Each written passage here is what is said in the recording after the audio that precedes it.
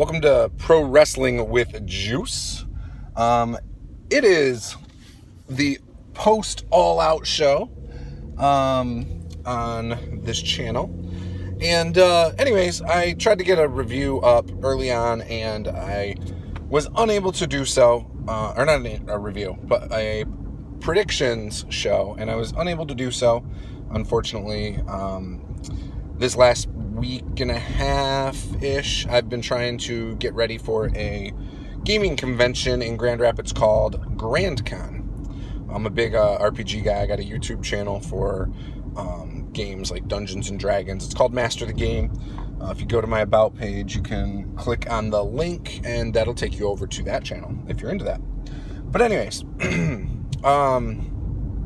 so went to a friend's house last night for the All Out party, and there's about 14 if you count the kids, about 14 of us, and 10 people, 10 adults in the room watching it, pretty hardcore. And the overall tone of the show was very good. I was running a little late coming from the gaming convention, and so I did have the pre-show, the buy-in show, going on my phone. I did not watch it, however, I listened to it, and I will say it sounded like the women's Battle Royal was great. I talked to my friends when I got there. They said the Battle Royal was really good. They said the tag team match was really good with House Party and Angelico and Jack Evans. Now, I think the first 4 or 5 matches on the show, I got completely wrong in my predictions. So, and I'm okay with it. I don't feel like right now there's any predictability with any of this. And even when, my favorites lose or whatever, it does not bother me, actually, because I trust what they're doing and what they're going to do, And I'll get into some of that a little more later on. So, the Battle Royal, I thought it would be cool if Awesome Kong would win, and then maybe Brandy Rhodes would, set things up to keep the belt on her as long as possible. I thought that would be kind of cool, as basically the authority role kind of thing. So I wanted Awesome Kong to win. I thought Brandy Rhodes was going to win, and I was wrong. It ended up being Nyla Rose, and it completely shocked me. I did not expect that, considering she had taken a pinfall to one of the was it Riho earlier this year. So I actually did not expect Nyla Rose to be the winner at all. I was like, oh, Britt Baker maybe. There were a couple girls I thought could be the first champion, and Nyla Rose was not on my radar. So that was actually a pleasant surprise, because I really like Nyla Rose. I think that she's a really good worker. She's got size, but she's got athleticism. Some of the stuff she's done off the top rope and things like that in her matches have been really good. And in my mind, not only is she big and physical and dominant, these things make her more interesting in my mind, but they also give her a weakness, because of the amount of force coming down. If she misses, oh my gosh, it would be very easy to give her a loss against somebody that you wouldn't expect because of the style there, but not make her lose credibility. And so I love that. I feel like she's going to be, I think she's going to win. I'm hoping she wins. But I think she adds a lot of good credibility to that belt if she wins it and holds it for a while. So there's that. So the private house party match, I thought Angelico and Jack Evans would win because they're veterans. Jack Evans has been wrestling for, almost 20 years, from AAA and practically everywhere. He's been all over the place. So I expected Angelico and Jack Evans to win. They did not. There weren't any stakes on the line in this match that I knew of. I don't think it plays a role in their tag team seeding or anything like that. House Party just reminds me a lot of the Street Profits, and while I think they're going to be very good, I think there's some learning still that needs to be done, because I don't connect with them yet. I feel like they're still a little bit, not green, because they're not green, but they're just a little unpolished still. They're still finding their way in my mind. Maybe I'm wrong, but I think they do some cool stuff in the ring, and I think that eventually they'll be stars, and probably more so than Angelico and Jack Evans, But again, I'm right at this point right now, I probably would not have given them the win. The show kicked off, and I don't remember the first match offhand what it was. I want to say it was the Luchasaurus one. What was it? Jurassic Express, I think was the name of it, versus SCU. So I love Marco Stunt, Jungle Boy, Luchasaurus. I liked the entrance, how they shook the camera and did the lighting thing, and then had the water kind of like Jurassic Park. I loved that. I thought it was really good. I thought their entrance was cool. Their gear was cool. In fact, when we were sitting there, someone was like, "Hey, look, it's the Green White Ranger," about Luchasaurus. I thought that they had a couple really good spots where our whole group just got real excited. One of them was when Luchasaurus was kicking everybody and then did his choke slam. Everyone acknowledged that Luchasaurus has some sweet kicks. And we also thought that the spot where I want to say Luchasaurus had Jungle Boy up, and then Marco Stunt was spinning around and did something. That was a cool spot. So there were some cool spots in that match that we got really excited about. SCU won. I did not expect that. I actually, because the Jurassic Express, basically those guys haven't won anything yet, and they've looked really good in a lot of matches. I expected them to win. Now they have some built-in, they're kind of like a comedy act. The built-in stuff with Marco Stunt being short at 5'2", and Jungle Boy also being a smaller guy. There's built-in weaknesses that make sense for the team to lose. But then you got the big powerhouse with Luchasaurus, who's also quick and agile and does some sweet athletic moves for a guy that's 6'7" or something. So I'm not too upset again about them losing. It is what it is. I did find it odd. The SCU plays up this heel thing with this is the worst town ever, but then they act like faces all the time, especially with afterwards shaking Jurassic Express's hands and holding their arms up and things like that.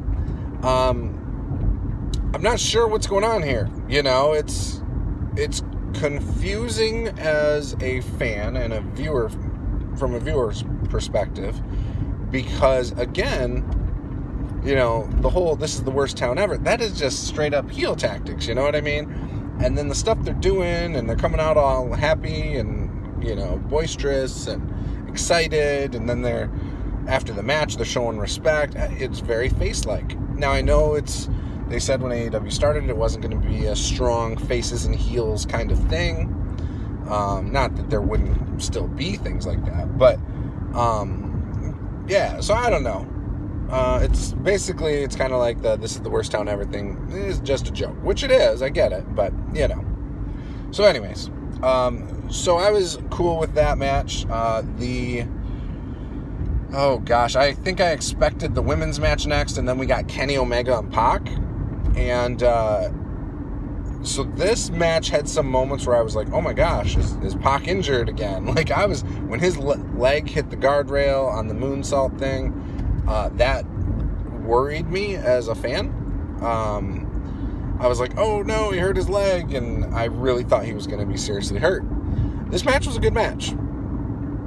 For no storyline build to it or anything, it was a good match. Now, I expected Pac to win, and he won, and I'm kind of excited about that. We were talking about it mid-match, and I said, I'm hoping Kenny, loses a couple more times, and Kenny's my favorite wrestler. I just want to get that across. He is my favorite wrestler that I'm always excited to see, and I like the idea of him losing quite a bit. I think you could do so much with that story-wise. And, I'm really looking forward to the ascent, the climb to greatness from Kenny. I'm really looking forward to that.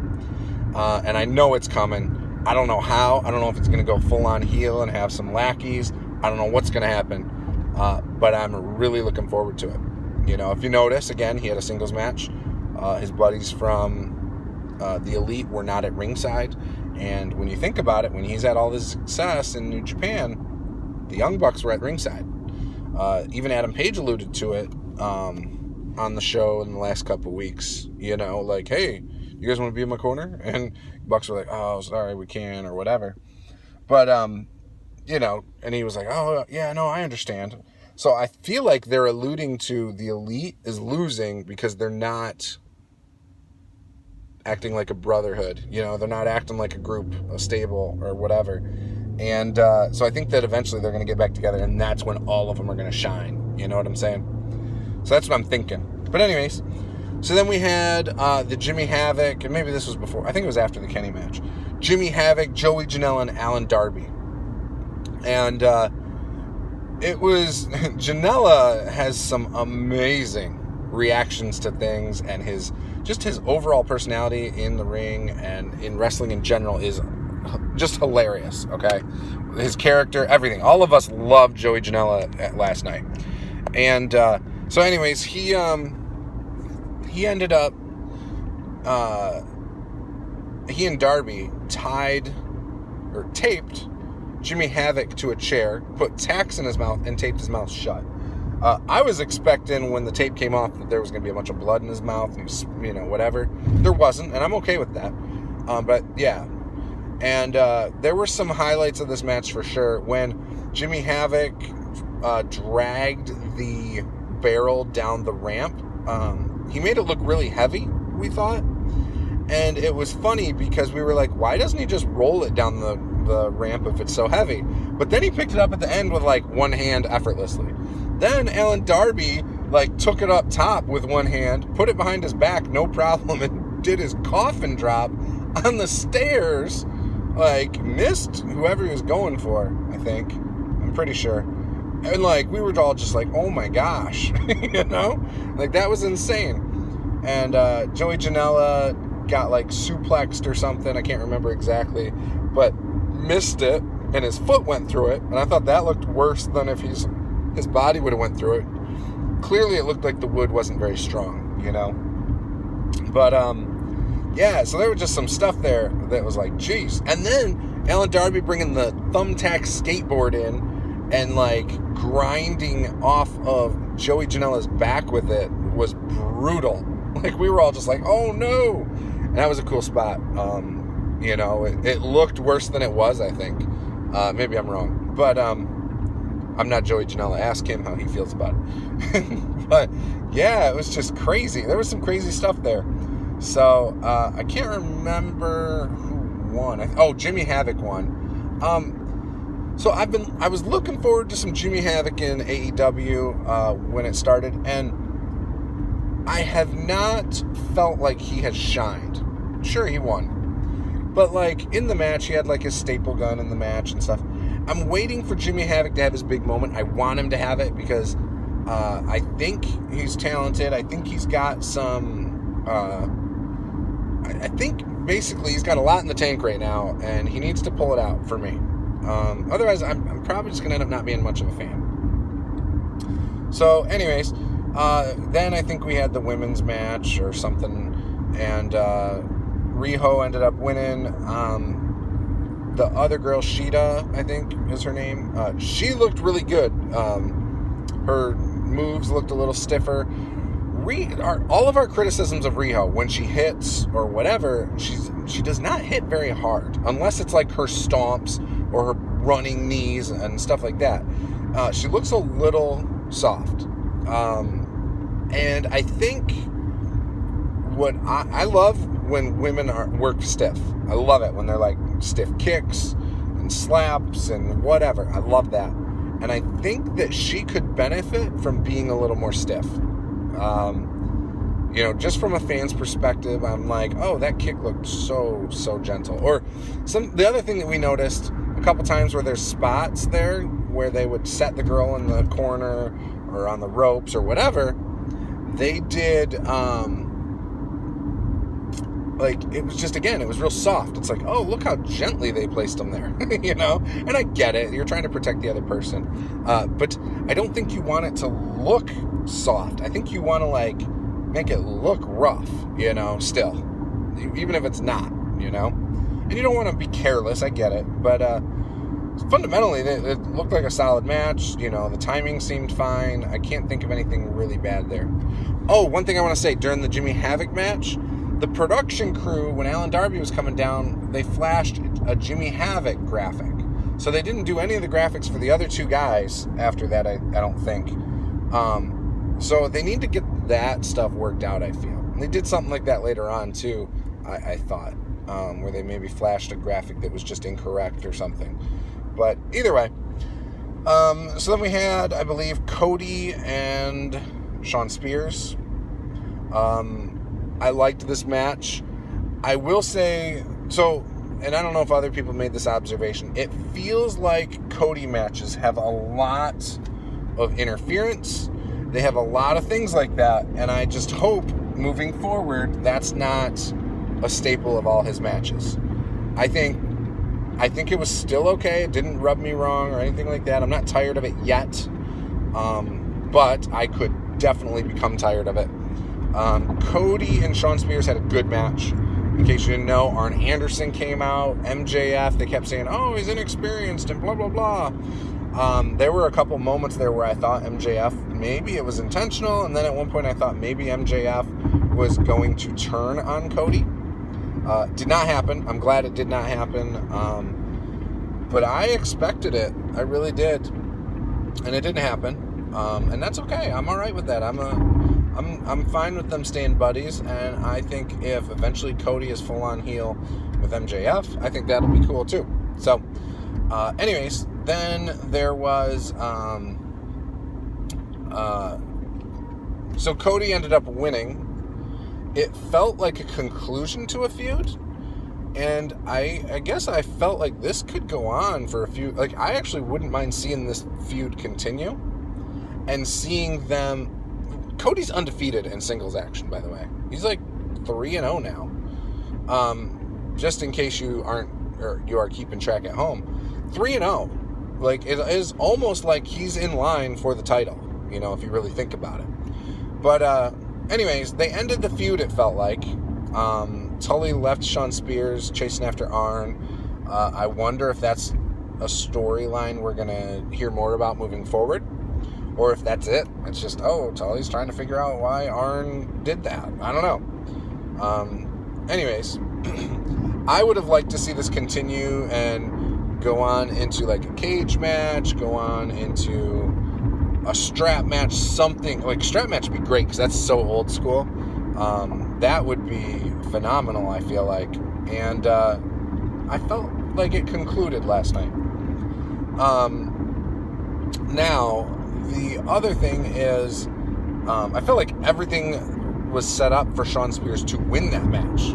Having the heel manager, and it just made sense that maybe Shawn would win with less gimmicky run-ins and whatever, and more with one actual heel tactic and winning with it. That is what I expected in that match.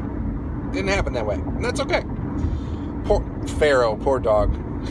Pyro gets them all wanting to run away. I get it. Some of that pyro's really loud too, and the crowd was hot for Cody.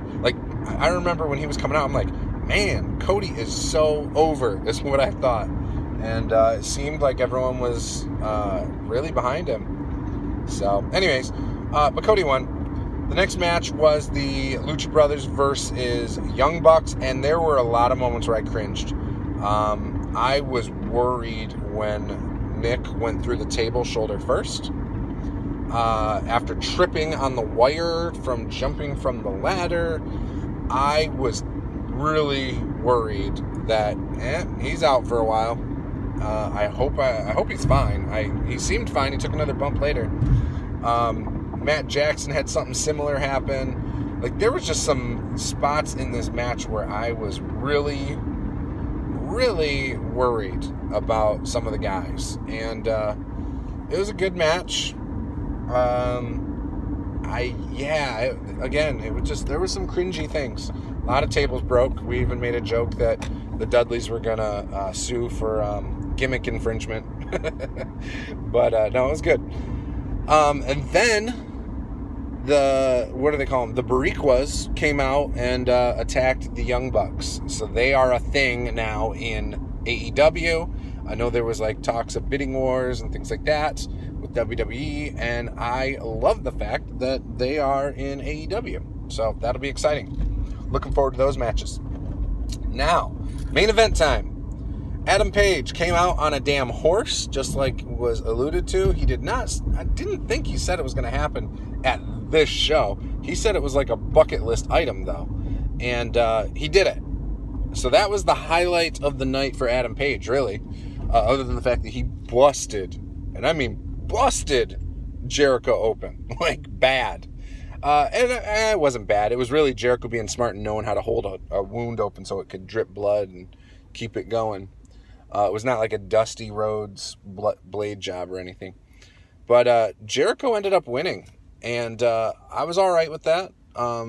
He won, and I found myself leading up to the show. I thought Jericho was going to win. I was like, yep, they're going to have the champ be Jericho going into TV. And then I was surprised. Like, it just felt like last night I thought maybe it made more sense for Adam Page. Maybe this was his moment to truly become a main event star in all of wrestling. You know, if he wins here, like, how can you deny that this guy is a star if he just won, you know, your biggest title in this company that is extremely over right now? It felt right to me, and I found myself hoping that Adam Page was going to win, actually, and he did not. And that's okay.